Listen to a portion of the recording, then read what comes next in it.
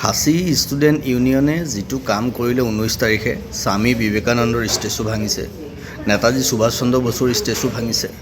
মানে তেওঁলোক কোনো এটা সম্প্ৰদায় বা জাতি বা ধৰ্মৰ নহয়, তেওঁলোক ভাৰতৰ হিৰো, ভাৰতৰ মৰ্যাদা, ভাৰতৰ গৌৰৱ আৰু ভাৰতৰ প্ৰতিষ্ঠাতা। ঠিক যেনেকৈ লাচিত বৰফুকন কেৱল অসমৰ নহয়, বীৰ টিকেন্দ্ৰজিৎ যেনেকৈ কেৱল মণিপুৰৰ নহয়, শিৱাজী মহাৰাজ যেনেকৈ কেৱল মহাৰাষ্ট্ৰৰ নহয় বা মাৰাঠীসকলৰ নহয়, APJ আব্দুল কালাম যিধৰণে কেৱল মুছলমানৰ নহয়, তেওঁলোক নেশ্যনৰ হিৰো, আমাৰ ভাৰতৰ হিৰো। তেওঁলোকৰ গৌৰৱ নষ্ট কৰা, তেওঁলোকৰ প্ৰতিমূৰ্তি নষ্ট কৰা, মাটিত পেলাই দিয়া, এই গোটেই কথাটো তাৰমানে anti Indian activities, anti national activities.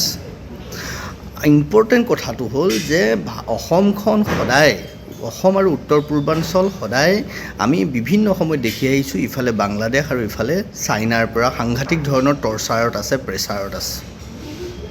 আমি আন্তঃৰাষ্ট্ৰীয় সীমাৰ ওচৰত আছোঁ আৰু এই দুইখন ৰাষ্ট্ৰই আমাক সাংঘাতিক ধৰণে প্ৰেছাৰ কৰি আছে। আৰু তেনেকুৱা এটা সময়ত খাচী ষ্টুডেণ্ট ইউনিয়নৰ নিচিনা এই যিবিলাকক কৈছোঁ, this is not a student organisation, rather it is a group of terrorist minds. So' এই গোটেইবিলাকে কি কৰিছে, গোটেই এণ্টি নেশ্যনেল গোটেই এক্টিভিটিছবিলাক, এণ্টি ছেপাৰেটিষ্ট মেণ্টেলিটি, এই কথাবিলাক এনকাৰেজ কৰিছে। আৰু এই গোটেই বিষয়টোৱে ফৰেইন কাণ্ট্ৰিবিলাকক, ফৰেইন এজেঞ্চিবিলাকক, যিবিলাক ভাৰতৰ এগেইনষ্টে আছে, সিহঁতক এনকাৰেজ কৰিব নাই। এই গোটেই কথাটো আজি আমি লিখি ইতিমধ্যে আমি দিছপুৰ পুলিচ ষ্টেচনত এখন FIR দাখিল কৰিছোঁ আৰু দিছপুৰ পুলিচ ষ্টেচনৰ লগত ইতিমধ্যে আমাৰ গোটেই বিষয়টোৰ ওপৰত কথা বতৰা হৈছে। যে গোটেই কথাটোৰ ওপৰত আমি FIR এগেইনষ্ট খাচী ষ্টুডেণ্টছ ইউনিয়নছ আমি এইটো ইতিমধ্যে দিছোঁ। আৰু ইয়াত যিকেইটা কথা কৈছোঁ, সেই গোটেই কথাকেইটা ভাৰতৰ ছুভেৰেনিটি ইণ্টিগ্ৰিটিৰ কাৰণে। কাৰণ তেওঁলোকে যিধৰণে বাইক ৰেলী কৰিছে, বাইক ৰেলীত তেওঁলোকৰ এইটো গোটেইটো প্ৰি ডিজাইনড আছিলে। I have mentioned it as a pre-designed and cool-minded activities because they used iron rods, hockey sticks, stones and other harmful instruments while attacking the tourist car as well as travelers inside. A normal bike rally does not need all these attacking tools, which are clearly murderous equipments, as can be seen in the video footages. The intention of the bikers belong to KSU was crystal clear.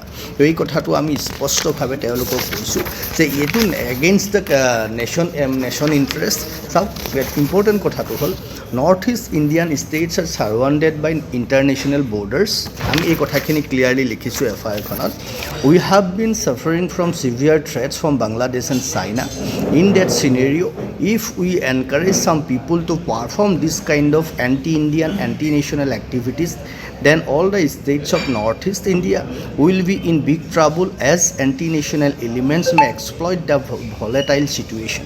Further, those pre-designed incidents performed by KSU will encourage other social groups of Northeast also to replicate them.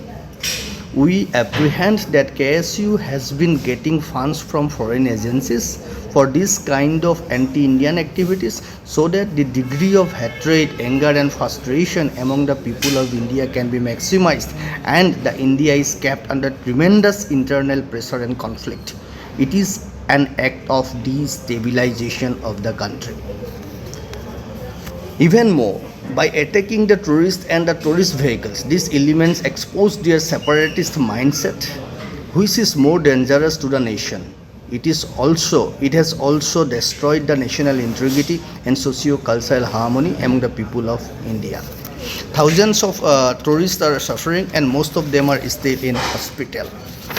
So আমি এইটো কথাও কৈছোঁ যে therefore মানে বিভিন্ন কথা লিখা আছে, তাৰপিছত এই কথা কৈছোঁ যে I would like to say that Khasi Student Union KSU is no more a student union, rather it is a group of terror-minded people and they are more dangerous than the terrorist.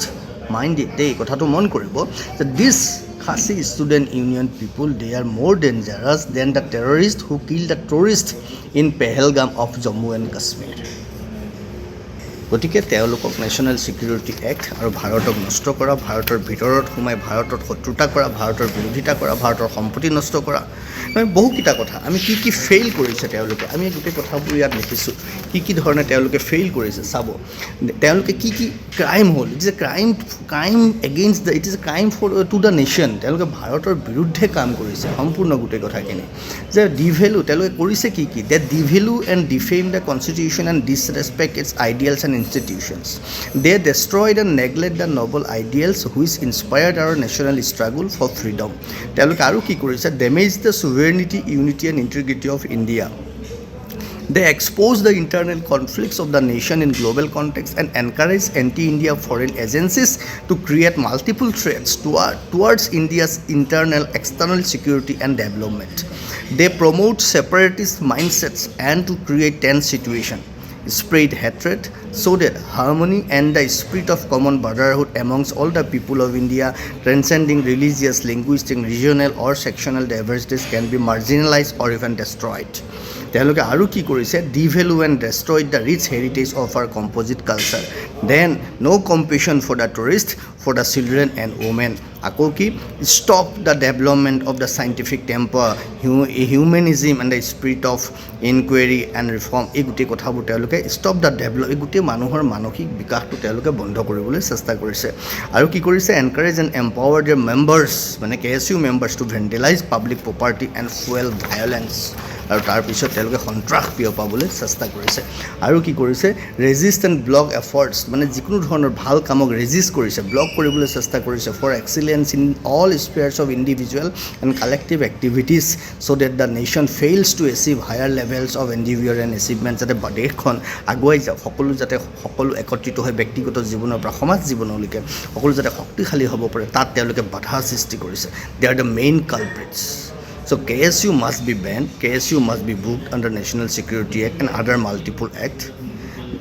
যদি আমি এইটো কৰিব নোৱাৰোঁ, তেতিয়াহ'লে তেওঁলোকক দেখি ভাৰতৰ, অসমৰ অন্যান্য উত্তৰ পূৰ্বাঞ্চলৰ বিশেষকৈ অন্যান্য এই ধৰণৰ শক্তিবিলাক জীপাল হৈ উঠিব। আৰু এটা সময়ত ভাৰতখনৰ পৰা উত্তৰ পূৰ্বাঞ্চল, ভাৰতৰ সাংঘাতিক ধৰণে যিটো সময়ত আগত ডিষ্টাৰ্ব এৰিয়া আছিল, আকৌ পুনৰ ডিষ্টাৰ্ব এৰিয়া হ'ব। হয়তো কোনোবাই এনেকুৱাও কৰিব পাৰে যে এই বাংলাদেশ আৰু চীনৰ পৰা তেওঁলোকে বহিঃশক্তিৰ পৰা তেওঁলোকে স্পনচৰ্ড হৈ কামবিলাক কৰি আছে।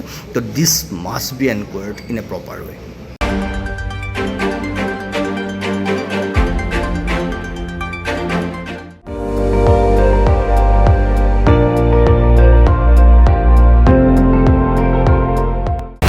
আপুনি চাই আছে ND24, সৰ্বশ্ৰেষ্ঠ নহয়, সৰ্বোত্তমৰ দৌৰ।